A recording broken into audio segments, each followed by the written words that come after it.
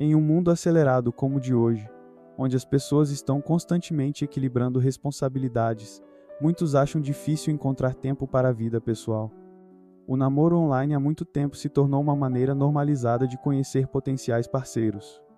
Às vezes, essas conexões se transformam em relacionamentos significativos, levando ao casamento e à formação de uma família. No entanto, sob a superfície, existem riscos muito maiores do que apenas um coração partido. Lori Leonard, uma mãe solteira, era uma dessas pessoas esperançosas em busca de amor online. Ela sonhava em encontrar um homem que a aceitasse e acolhesse seus filhos como se fossem dele.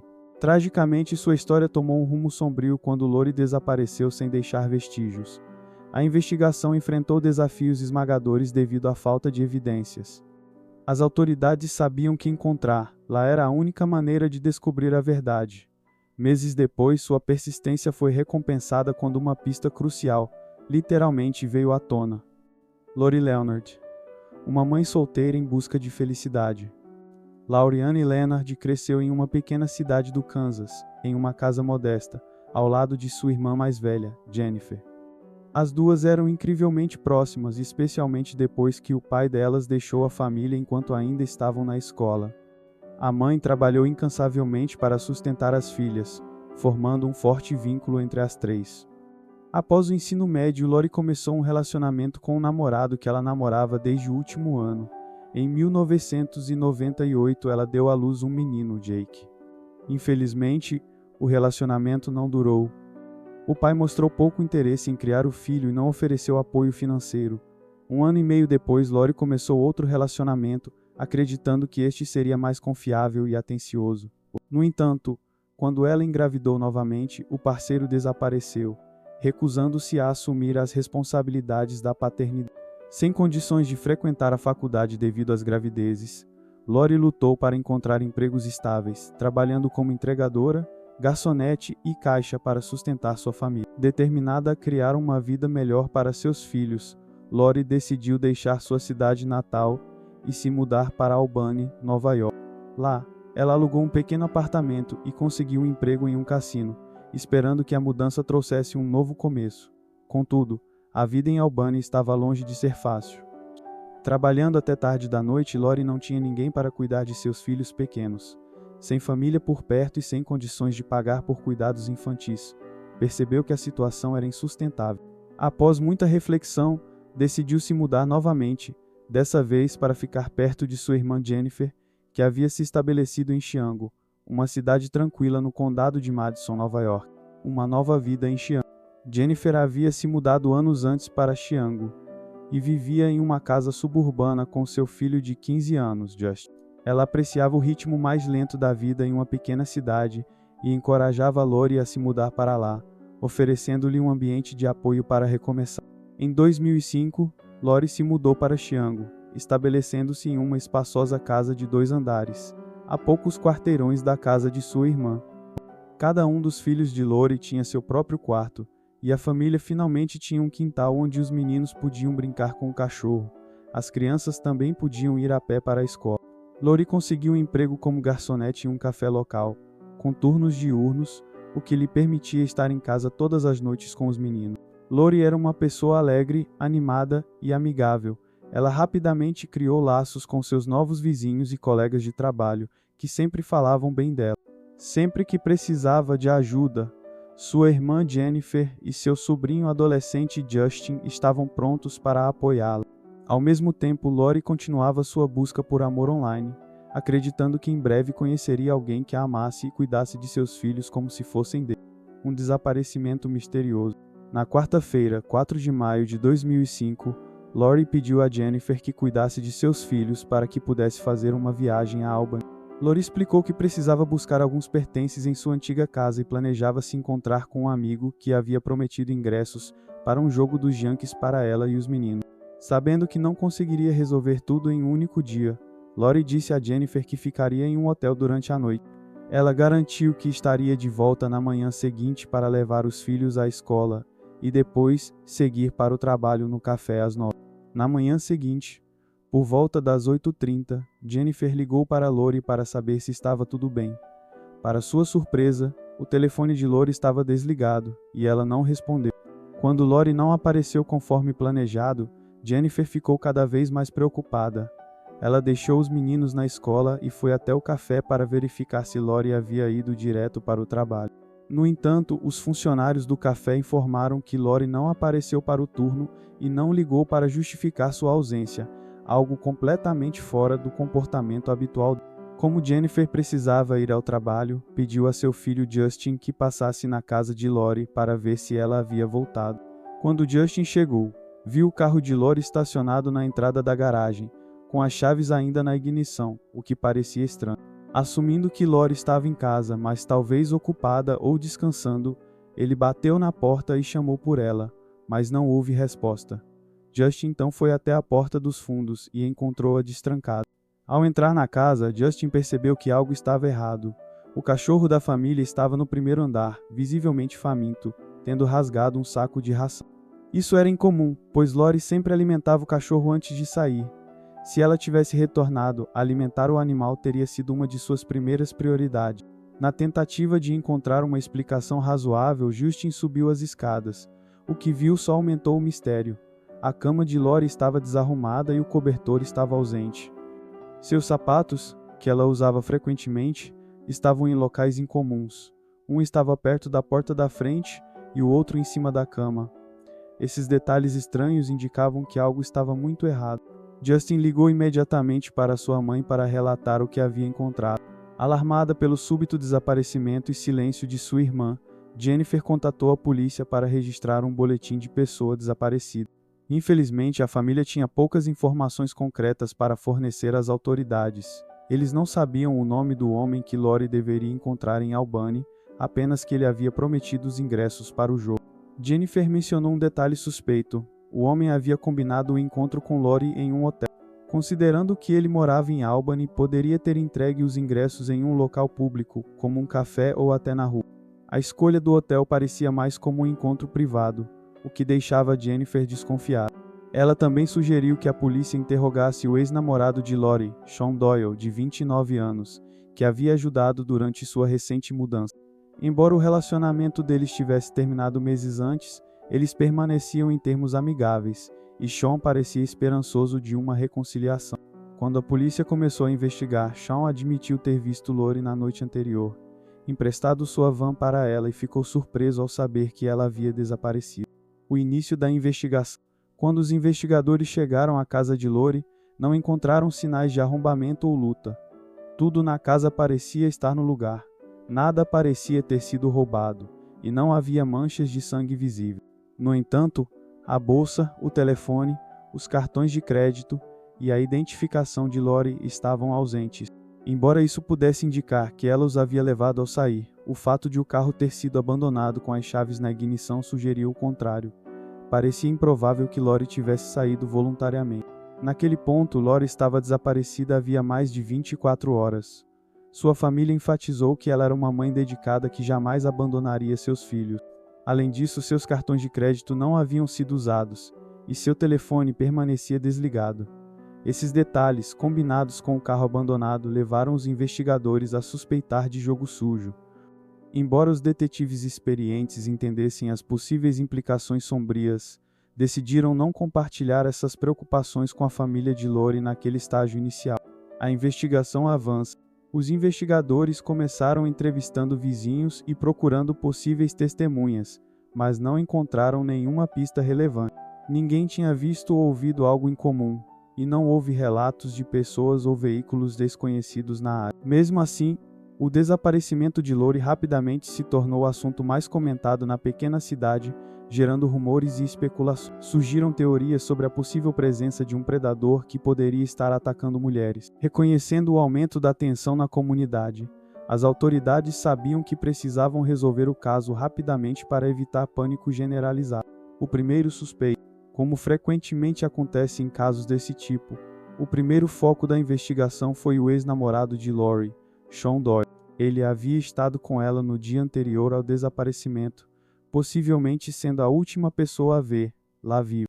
O histórico de Sean levantava preocupações. Ele tinha antecedentes criminais, incluindo roubo, posse ilegal de armas de fogo e envolvimento com substâncias ilícitas. Além disso, havia acusações de comportamento agressivo com ex-namoradas.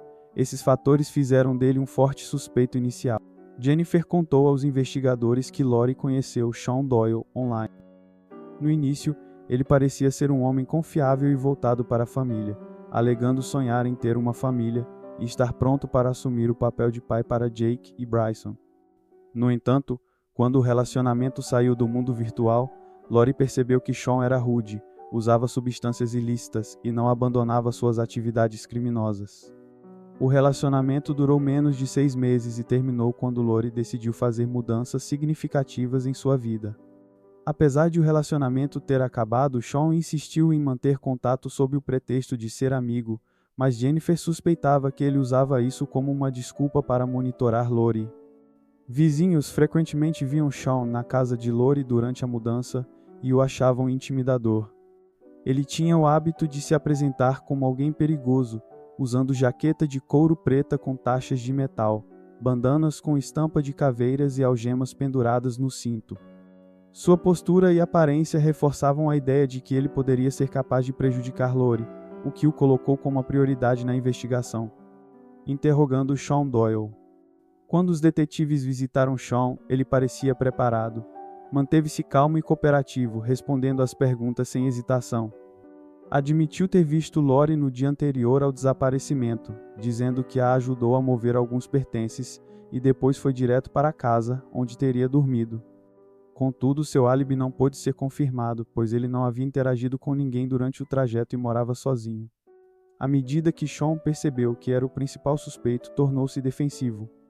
Ele alegou que os detetives estavam procurando no lugar errado e sugeriu que eles investigassem o homem com quem Lori planejava se encontrar em Albany.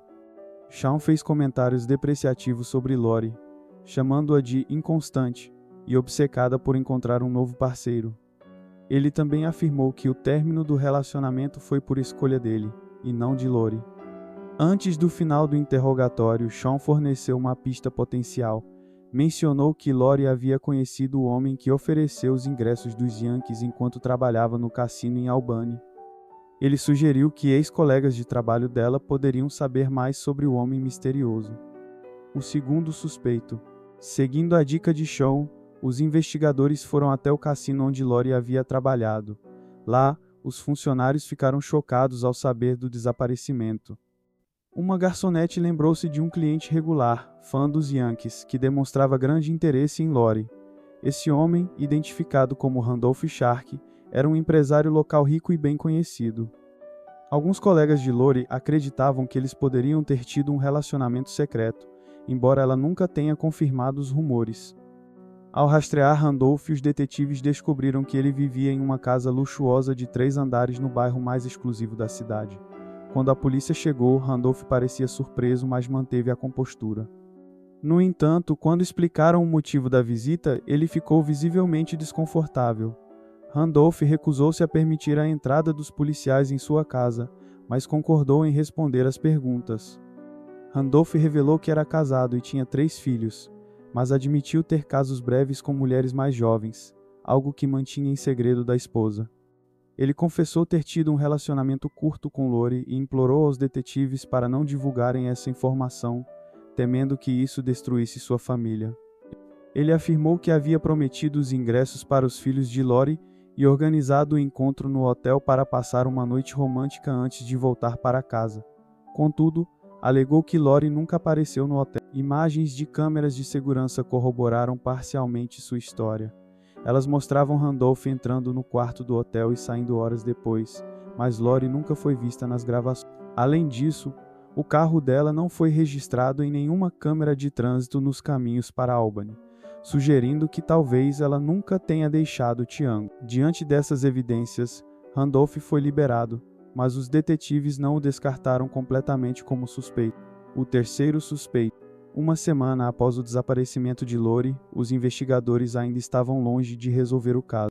Sua família continuava a alimentar esperanças de que ela pudesse ser encontrada viva, mas o tempo que passava tornava isso cada vez menos provável. Jennifer lembrou aos detetives que Lori estava ativamente procurando amor online e sugeriu que examinassem suas mensagens em sites de namoro. Ela mencionou que cerca de um mês antes de desaparecer, Lori havia saído com um homem que conheceu por meio de uma dessas plataformas. Lori rapidamente percebeu que o relacionamento não era para ela, mas o homem parecia não aceitar o fim. Os detetives revisaram meticulosamente as conversas de Lori em sites de namoro e descobriram que ela havia se comunicado com 3 homens nas semanas anteriores ao desaparecimento. Desses, ela havia encontrado apenas um pessoalmente, Todd Owen. Todd afirmava estar sério sobre construir um relacionamento, mas as mensagens mostravam que Lori não estava mais interessada após o primeiro encontro. Todd mostrou sinais de comportamento obsessivo. Ele bombardeou Lori com mensagens e ligações, implorando por outra chance. Em um dos textos, ele chegou a fazer uma piada de mau gosto, sugerindo que poderia se machucar caso ela não o desse outra oportunidade. Os detetives começaram a suspeitar que Todd, consumido por seus sentimentos, poderia ter ferido Lori por rejeição. Apesar de sua obsessão, Todd tinha um álibi sólido para o dia do desaparecimento. Ele esteve no trabalho durante toda a manhã, com cerca de 10 colegas de trabalho confirmando sua presença.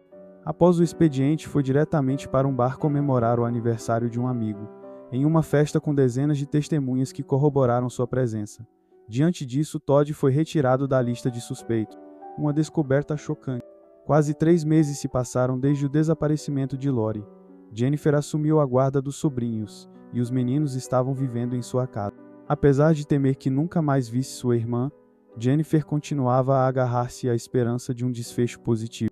Enquanto isso, a investigação havia estagnado por completo, sem novas evidências ou suspeitos. Tudo mudou em 24 de julho de 2005, quando um homem aterrorizado ligou para a polícia para relatar uma descoberta horrível. O homem, um morador local, havia decidido pescar no canal Champlain, que conecta o rio Hudson ao extremo sul do lago Champlain.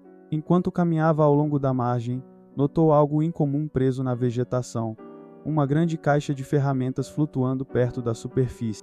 Curioso, o pescador tentou recuperar a caixa, mas percebeu que era extremamente pesada. Depois de muito esforço, conseguiu arrastá-la para a margem. Quando abriu a caixa, recuou horrorizado.